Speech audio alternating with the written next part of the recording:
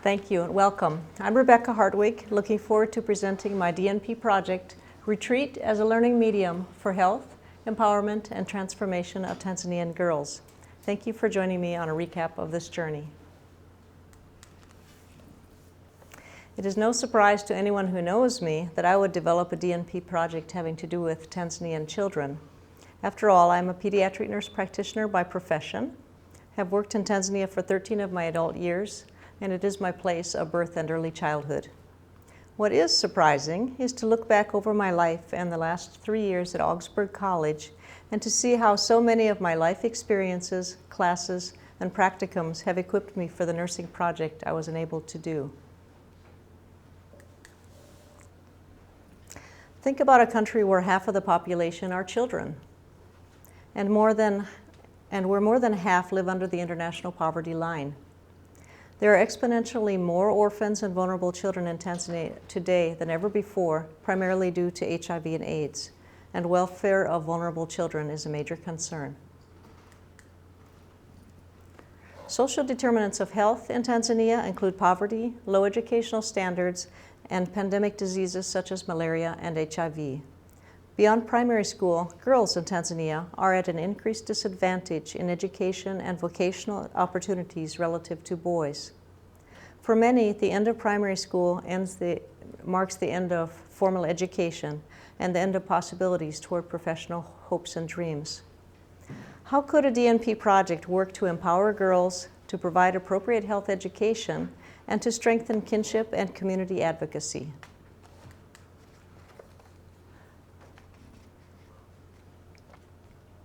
Thank you, Shangwe, for introducing Tanzania so well before. While I was reviewing literature on the topic of child vulnerability in Tanzania and planning an exploratory visit, our class gained a new classmate, Shangwe, from Tanzania. Enter serendipity. I made good of an invitation to her family's village in south central Tanzania last January in order to better identify what my project could be. While there, I learned the difference between an exploratory visit and a learning tour. This will also come the right way in a moment. Inviting spiritual direction on this learning tour, a verse from Scripture seemed to appear everywhere I looked that week. From Romans 12:2, "Do not conform to the patterns of this world, but be transformed by the renewing of your mind." It read like a mantra that I could not shake: transformation and the renewing of one's mind. I hope this short music clip will give you a sense of the spirit that captured my attention in this remote village. Nayajua matendo yako, ya kuwa una jina la kuwa hai, na wewe umekufa. Ni mtu wa imani, unamwamini Mungu, na kazi za kanisa washiriki mambo ya kipagani. During my learning tour, I spent time just hanging out with children orphaned by one or both parents. I was able to see the challenges of a mother trying to provide for her household, gleaning from her relatives' fields some few leaves to sell or cook for her family, and the children taking on adult responsibilities in order for the family to survive. I observed a strong social fabric being stretched and torn by poverty and by personal hardships resulting from disease, lack of education, and sometimes it seemed just bad luck. I also experienced the joy of a young girl, Betty, reading a book in her language that was simply for pleasure, or drawing to her heart's content with bright new crayons on fresh white paper that I'd brought along. Betty took me to her school. In a country where fully half of the population are children, and where primary school is compulsory, teachers are in short supply, and large classroom sizes leave limited opportunity for personal attention. The picture on the right represents a baobab tree for which the village Ruaha Mbuyuni is named, with a group of girls below discussing their dreams. Ukiwa mkubwa utakuwa nani? Who do you want to be when you grow up? And my question, who will help you along the way? My own story. Well, Florence Nightingale is known as Our Lady of the Lamp, but I knew a different lady with a lamp. From the time I was about 4 years old, I knew that I wanted to be a nurse when I grew up. That was because my superhero was Sister Jenny von Stebet, an older German deaconess who lived at Onkaronga Mission Station, where I was a child of missionary parents. The kerosene lamp, because our village was yet without electricity. Sister Jenny worked tirelessly in this remote hospital on the hill, taking a special interest in the hospital's orphans. She saw fit to open a small orphanage, and until today, the legacy of that orphan care continues at Onkaronga Hospital. So when thinking about something special for vulnerable girls like Betty, the idea of a summer camp came to me. Just as easily, the name Kipupeo Retreat became the camp I began to dream of developing for my girls. Kipupeo, butterfly in Swahili, was an easy metaphor for the transformative project I was beginning to imagine, and later became the logo on our t-shirts and stationery. The idea of a 5-day girls' retreat made perfect sense to me from past experience as being going to summer camps as a child and being a camp counselor for young girls as an adult. Those experiences of stepping away from the ordinary and having the chance to consider other ways of knowing and dreaming gave me the confidence to put this project into action. I based my retreat curriculum on specific goals for participants: self-worth, personal strengths, accurate information on girls' health, and a sense of empowerment and agency. I also knew that these girls would need the advocacy of trusted adults and other community women for encouragement beyond the week of the retreat. Once I determined my goals, I wrote out detailed curriculum for 5 days. I chose these themes in a particular order with a concurrent seminar for trusted adults and community experts. I was amazed at the way my Augsburg practicums, which seemed a bit random, prepared me for each of the ingredients that went into the curriculum's development. I learned the power of using creative arts with children from Augsburg's music therapy department, the value of mentorship from the time volunteering at Urban Ventures, about storytelling from work with Somali women at Brian Coyle Center, about politics and advocacy by an immersion trip to Guatemala, about restorative justice from strategies in trauma awareness and resistance training. Our classroom readings and assignments were chosen to challenge us and often had me thinking and dreaming in music, poetry, and metaphor. Know your shoe, mind the gap, and other phrases come to me now as reminders of the creative ways we learned to process subject matter. Throughout our coursework, we also read about the work of a number of nursing theorists. Those with theories as broad as my own gave strength to my project's foundational constructs and include Nightingale, Watson, and Leininger. Florence Nightingale, our mother of nursing, was way ahead of her time. She understood and used many creative arts in healing with her patients during the Crimean War, such as music, paintings, and even light therapy. She wrote, "The goal of the nurse is to assist the patient in staying in balance. The nurse does not heal, but provides an environment where optimal healing can take place." I too would use creative arts and retreat as a medium for healing and transformation. Jean Watson's Caring Science emphasizes caring processes and the spiritual component of nursing integral to my project. Finally, Madeline Leininger is considered the founder of transcultural nursing, whose work brought to light the importance of delivering appropriate nursing care within the context of culture and cultural diversity. Well, for months before going to Tanzania, I lived and breathed this idea of a retreat. Because it was first and foremost in my mind, a number of people got to hear about it, and I experienced the enthusiasm that enthusiasm and passion can be contagious. A store volunteered to donate recreational toys, cameras came out of back drawers from people in my church, and family, friends, and teachers donated generously toward the costs of t-shirts and lunches for retreat participants. While at a random house party, I met a woman who happened to be a Girl Scout leader. Could they help be involved in helping me to sew the health kits? Well, I was thrilled. I had tags ordered on to sew onto each kit, for girls, by girls. These are the health kits. A classmate volunteered that she and her sister would love to sew washable flannel menstrual pads for the health kits. Thank you, Beth. What a gift. A nurse I connected with by email, Marnie Summers, did her doctoral project in Tanzania a few years ago. She published a Grow and Know book on puberty, Vipindi vya Maisha. This book is beautifully written in Swahili and illustrated in the cultural context. She arranged for us to pick up enough copies from the publisher in Dar es Salaam at no charge. These two were added to the bag. Without any recruiting, I had just the right people join our facilitator team. June, from my church, with her young daughter Fiona, Madeline, a college graduate from upstate New York, and to meet us on the other side, my host, Chiwa, Mama Shangwe, at the ready to make every event run as seamlessly as possible. It may seem that most of my project was spent in the preparation phase, and it was, but finally the day came to board that plane. Our journey to the village passed through Mikumi National Park, only 2 hours from where our girls live, and yet a park none of them had yet visited. Retreat beginnings. Girls loved and cherished.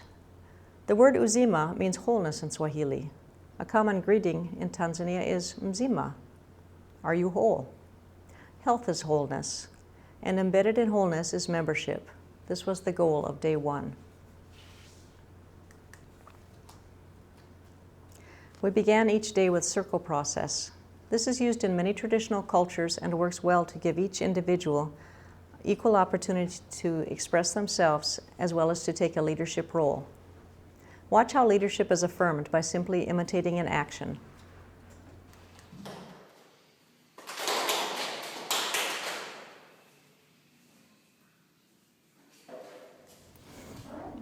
Preparing journals for the week. Crafts. I was given kitchen privileges to make up a large batch of Play-Doh. The girls loved the feel of the warm dough in their hands, watching a few drops of food coloring transform their blob into something exciting to work with. By molding and remolding, many ideas could come and go until the potter was satisfied with her creation. Another tool we used was using a flip chart to write down feeling words, building a toolbox of expressive vocabulary. From this list, girls formed groups, dressed up, and acted out feeling words given to them. Drama was very well received as a culturally traditional way of communicating and storytelling. In addition to a balanced nutrition, this was a chance for girls to feel like conference women with grown-up etiquette and a chance to socialize in smaller groups. And afterwards, the freedom to be the children that they are. On most days, we took time for cooperative play, working as a unit, strengthening peer support. Girls, creative, smart, and able. We discovered that our girls were very gifted as we took advantage of spontaneous intercultural talent exchanges. Why was it so funny for these girls to watch Westerners try to balance something on our heads? And why was it so difficult for me to even get a bucket of water on my head? A bucket one of our girls was carrying home from a well a good distance away. Well, any 12-year-old Tanzanian girl knows at least a dozen ways to fashion a piece of cloth. Down to a girl, or even a woman, each was ready and anxious to contribute to our spontaneous fashion show. Digging into the drama bag to express who will you be when you grow up brought creativity to an entirely new level. The girls were delighted to try out Fiona's violin and to appreciate the beautiful music effortlessly played by a girl just their age. From the time these girls had a chance to learn the art of snapshot photography and to hold a camera in their hands, they were completely trusted to use and care for the cameras throughout the remainder of the retreat. This tool was very empowering to the girls and a great way to use expressive arts in sharing. Girls to Women. A respected community elder came to present the sensitive topic of girls' health during puberty in a language and format acceptable and understandable to the girls. She used Marnie Summers' book as a guide, which was empowering to the presenter as well. Dramas on feminine hygiene, as well as scenarios on gender safety, were played out by the facilitators. Health kits were then distributed and eagerly received. On the same midweek day, we held an evening gathering for the trusted adult that each girl had chosen on her first day of the retreat. We talked about the importance of mentorship, the honor of being chosen to this purpose, and the great effect their advocacy could have on the future of each young girl. Girls and beauty.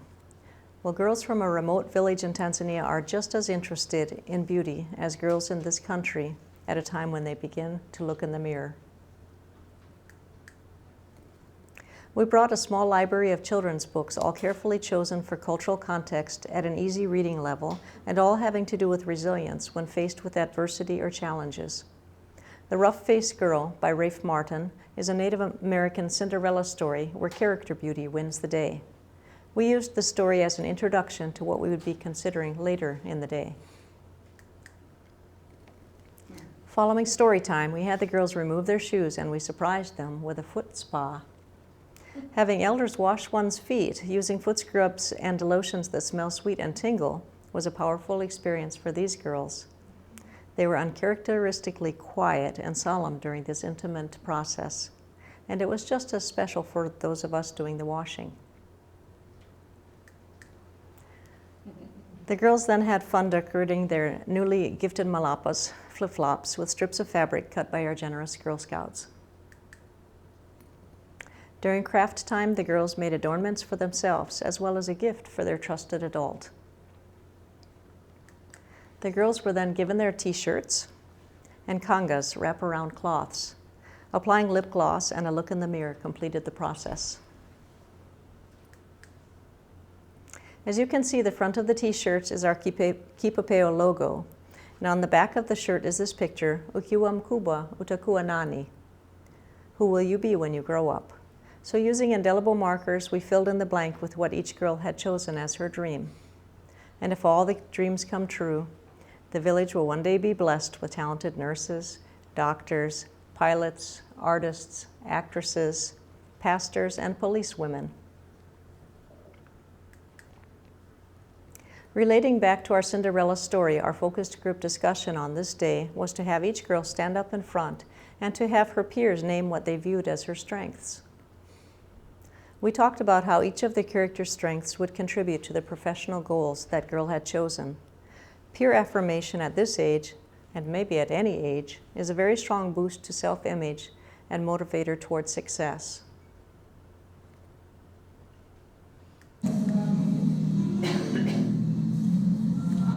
I won't go through that, but you can see they're quite anxious and eager to name strengths in their peers. Well, I just want to share with you one example of what I considered a transformative experience. On the right is Fadila, kindness. It hardly seems the same person as the girl standing on the left the first day, where Fadila was reluctant to even take part in the activities. She changed her mind from thinking about becoming a seamstress after primary school to getting further education and to become a teacher. Her peers have told her that she is calm, smart, creative, respectful, and a good leader. I think this is a very promising start for a teacher in the making. These pictures were printed off as portraits for each girl's journal, a reminder of who they want to become and how their peers have supported their dreams. Our final day, Girls in Community, began with a morning focused group discussion on challenges the village faces and what the girls would like to help change. These were shared in the afternoon celebration when trusted adults were invited to the closing ceremonies.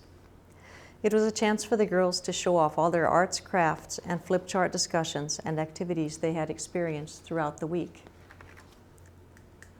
On this final day, we exchanged gifts with our trusted adults, our new partners. It was a celebration of what we had learned and a celebration of the new partnerships we had made to assist in success toward new aspirations. Before finishing this presentation, I want to take you into the theoretical for just a moment, to consider how the process used in Kipupeo Retreat could be used more broadly. I believe that the progression of daily themes used in my pilot project can be applied to almost any therapeutic nurse-client setting. The constant is the role of the nurse in creating sacred space for health promotion, while project themes give way to core principles. This conceptual model remains a work in progress, but uses everything I have learned in my DNP project.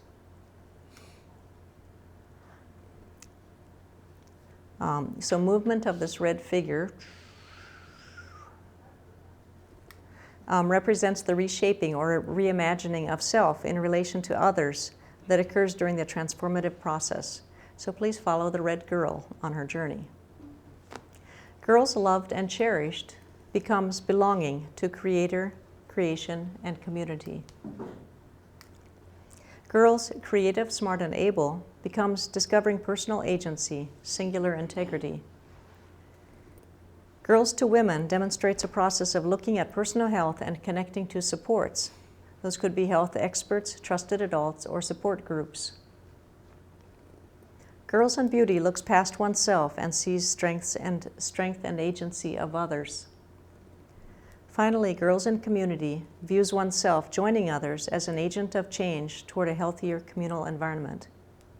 This process is supported by writer Wendell Berry, who proposes that our sense of singular integrity and communal belonging is our personal standard of health for as long as we live.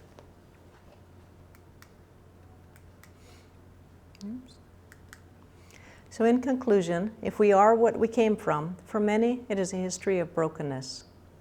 But at the same time that we are wearing our ancestral DNA, we are creating the DNA of future generations. I believe that nurses, as knowledgeable and compassionate caregivers, are in a unique and trusted position to exercise the creative art of healing and to assist others in their process of regaining wholeness. We can, in fact, make the world a better place.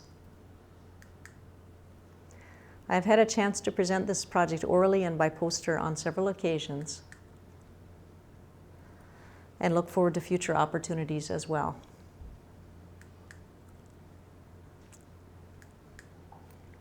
I want to thank a great number of people for making this project feasible.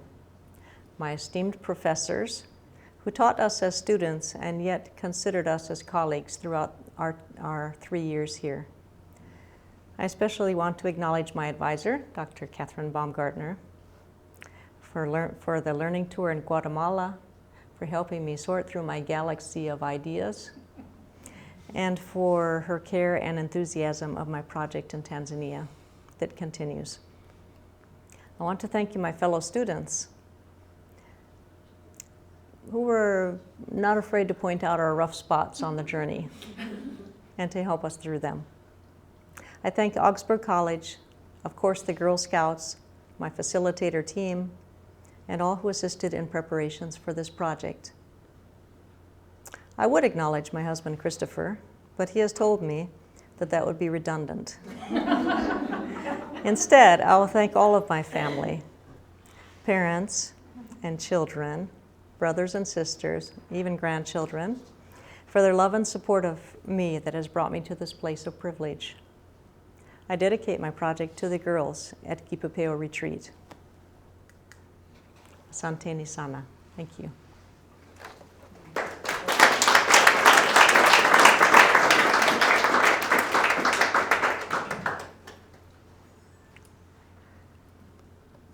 Are there any questions? I was just going to say, Rebecca, it's just such a beautiful, a powerful story of what you've created for the girls. Do you have plans to continue to follow up with these girls at all to see, did this day, how has this day truly shifted them? Thank you for asking. So, last month I was again back in the village, but that Mikumi National Park that the girls had never seen, they now have seen it. We took them on a mini retreat, Mama Shangwe and I, to Mikumi National Park. We spent the first day well, they all kept their T-shirts and congas. They wore them to the retreat. They kept their journals, everything. They were special. We asked them before the retreat to bring a story about a girl. And they each brought a story. I'm in the process of looking through those stories now, we are, and looking at them and seeing what are the themes that come out in these stories, because we think that even though the stories are this long, they're very deep. So we want to do something with those stories. On the second day that we were there, we went out to the park in the back of the pickup truck and saw animals. And we were rained on the way back to the village, so we arrived cold and wet and tired. But each girl was so grateful, and I was so thankful for this time to go back. So we will continue to follow up with these girls. I didn't know you had that, so I didn't. It was like I led right into it, didn't I? Super. I put out a few of the things that we brought to our retreat, so if anyone has any questions, you're welcome to ask.